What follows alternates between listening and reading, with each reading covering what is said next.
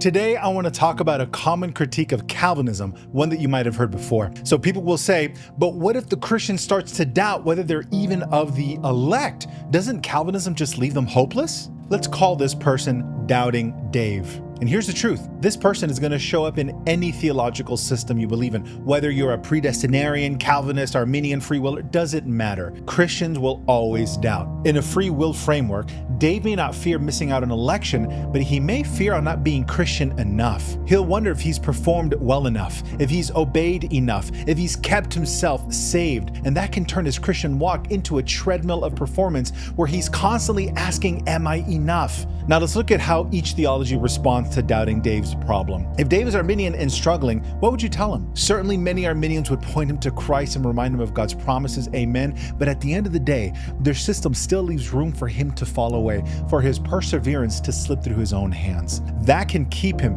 anxiously measuring his performance. But if Doubting Dave is a Calvinist and he says, I'm still sinning, maybe I'm not of the elect, then the answer isn't less election, it's more election. We remind him, God's covenant with you cannot be broken. You cannot out-sin your way out of God's election. He chose you, therefore he will keep you. Not as a license to sin, but as a promise of justification, sanctification, and glorification. That's the kind of worshipful confidence that Calvinism offers. Instead of pointing Dave back to his ability to stay saved, it points him to God's unshakable faithfulness. Even Paul faced the same objection in Romans 9. People said, why does God still find fault, for who can resist his will? That's our Doubting Dave in the first century. And Paul answers not by backing off election, but by leaning even harder into God's sovereign mercy. If the problems of Calvinism are the same problem Paul addresses, then maybe, just maybe, Calvinists are thinking about salvation the same way that Paul did. Friends,